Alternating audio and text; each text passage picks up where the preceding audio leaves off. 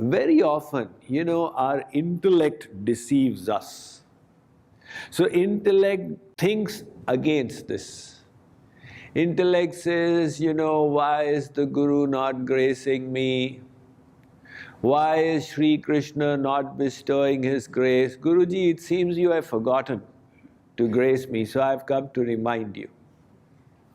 The Kripaluji Maharaj says, grace will not happen by itself.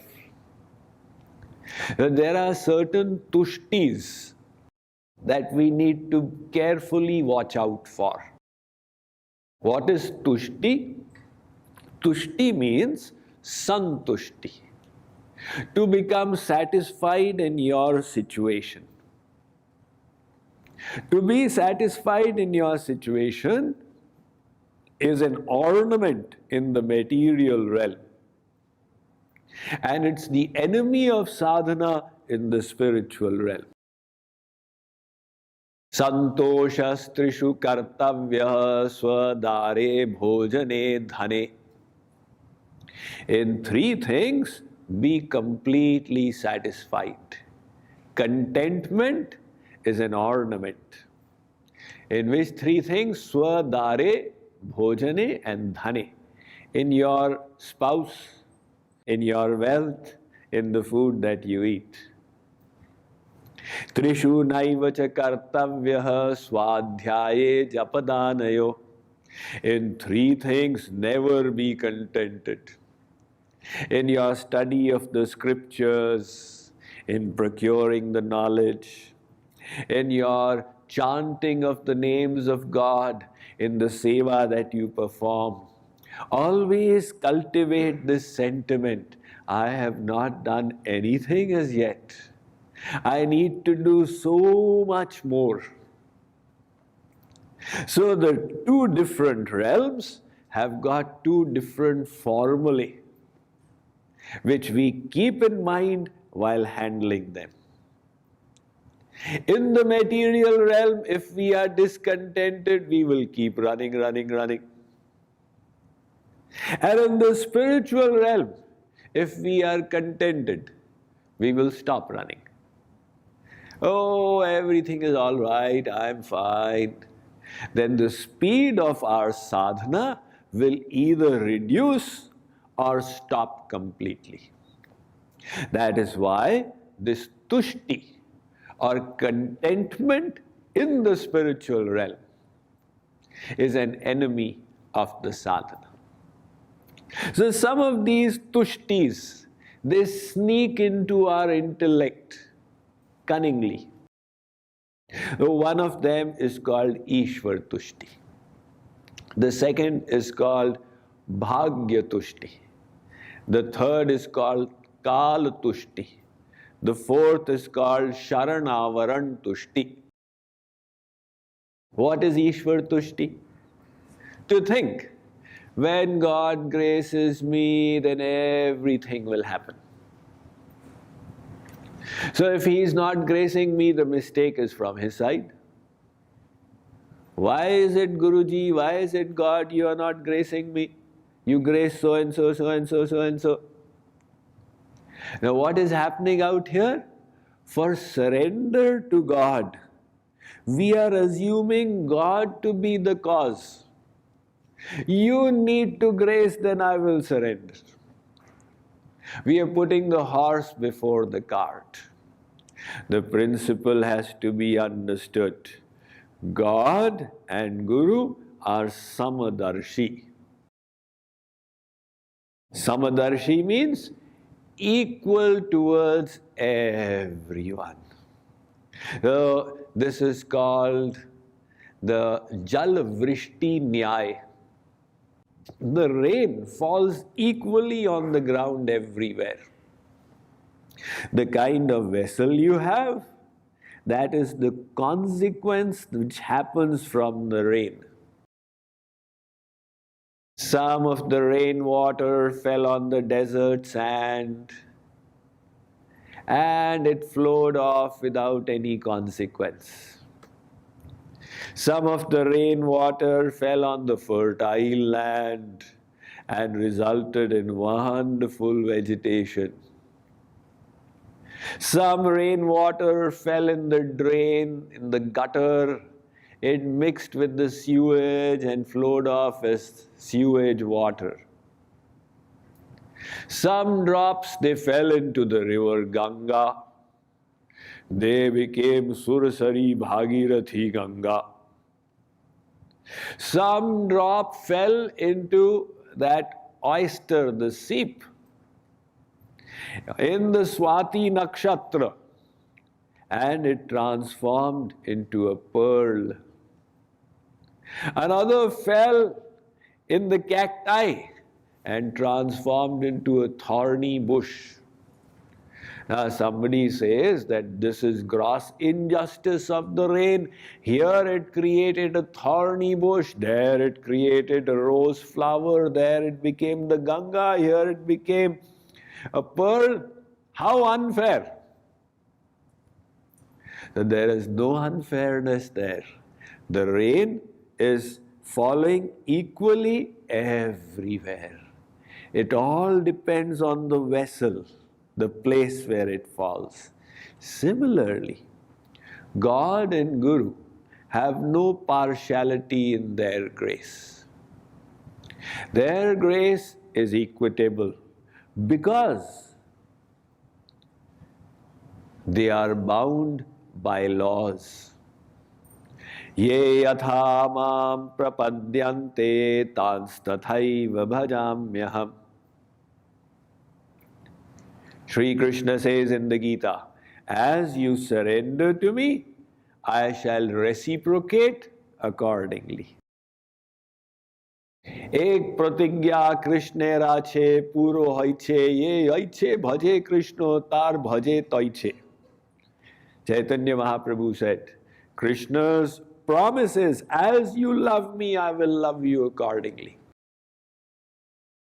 Kripaluji Maharaj writes, Jaiso jeev kare pyar, taiso kare pyar yaar, man tero sancho yaar, Brajraj Kumar. Jaiso jeev kare pyar, taiso kare pyar yaar. So if we want more grace, we engage in more surrender. Simple formula. But instead, if we start blaming God, you have not graced me, then we have misunderstood the theoretical knowledge. Why are you not surrendering? I am waiting for grace. So because now we are waiting for grace to surrender, we will reduce the speed of our efforts. And instead, if we decide, it is all in my hands. If I want more grace, I need to surrender to the utmost of my ability. That will bring about speed in our own efforts. So that's the first tushti, Ishvara tushti. We need to carefully weed it out from the maze of our intellect. And the second tushti is bhagya tushti. This bhagya tushti is also very deceiving. This person is doing so well. Arey uske bhagya mein likha hoga, must have been in his destiny. We say like this and satisfy ourselves. So, my destiny is not good, that is why I'm like that. But there was a person a couple of decades ago called K. Anders Ericsson. He did a study of elite performance. And he wrote a paper which became world famous later on. He said the elite performers, somebody who's an expert Kathak artist, or a Bharatnatyam artist, or a singer, how did they reach there? Were they just born with it? And he discovered it was not the case. They had put in 10,000 hours of practice by the time they reached the age of 20. So that 10,000 hours of practice was the cause behind their world-class performance. The same applies to the spiritual path as well. If you see, oh, somebody is sailing so high and I'm not there, that person has put in a whole lot of practice. No, but he's only come to the satsang 2 years ago. It means he had a huge bank balance from the past. He was carrying forward the bank balance which he had accumulated in past life. Now, if we find my own bank balance is less, then what should we do? Earn at a faster rate?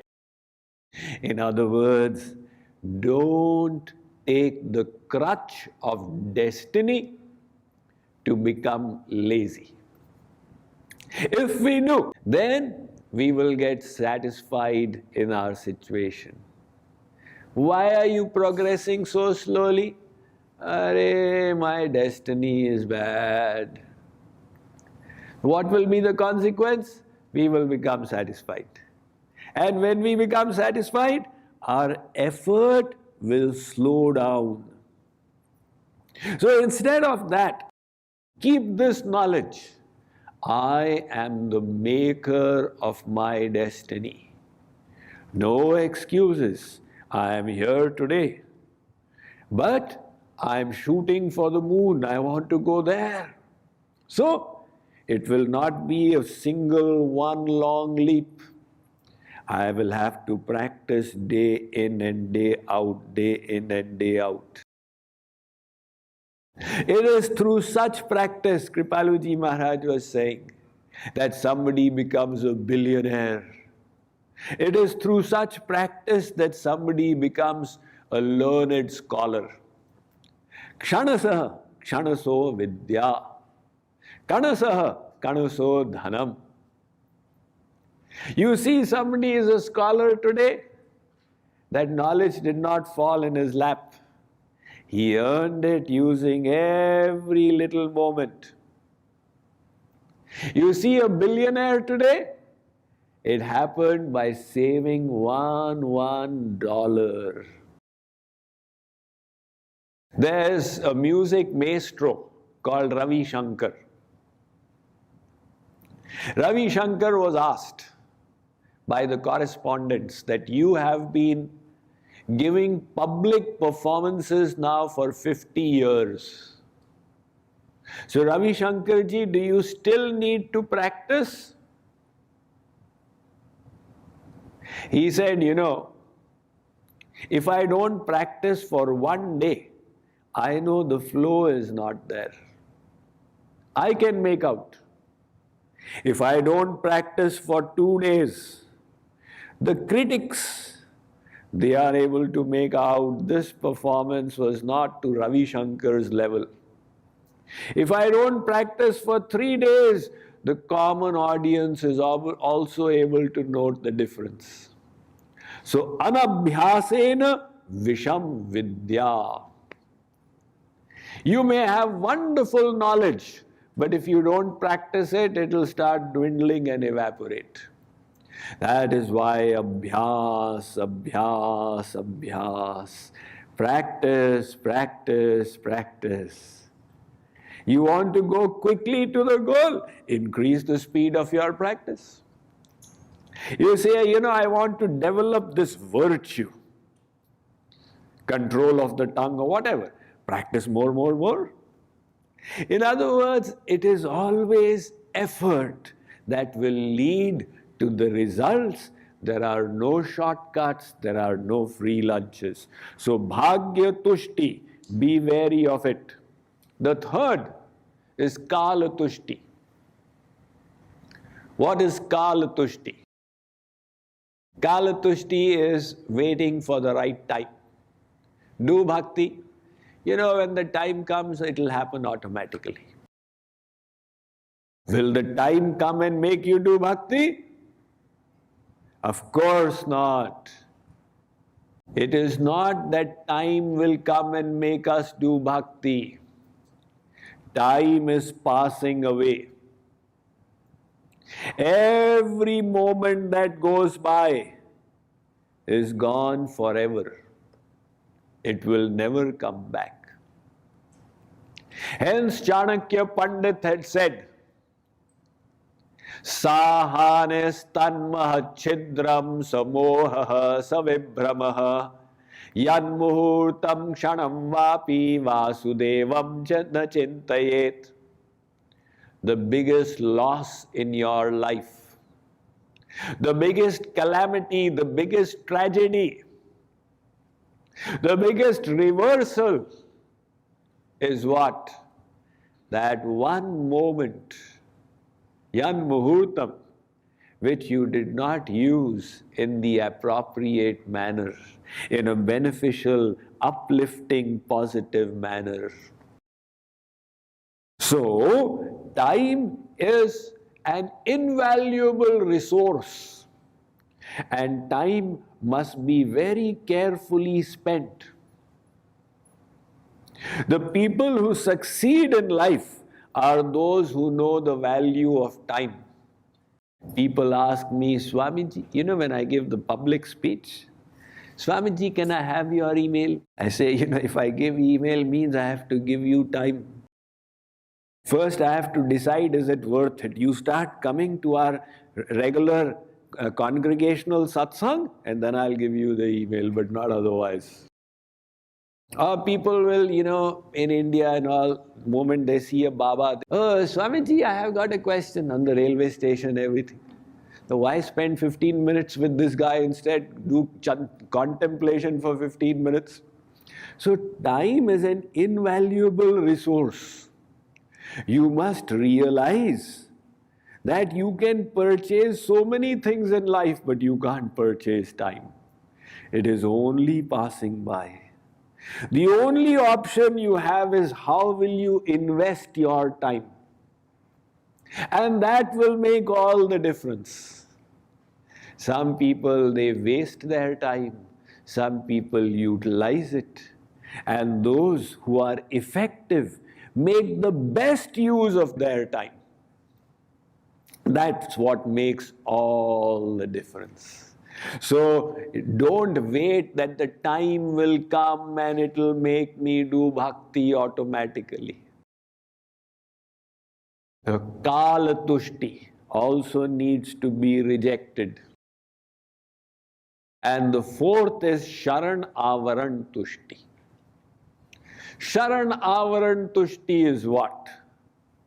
It is a hypocrisy that has crept in unknowingly. So we are fooling ourselves.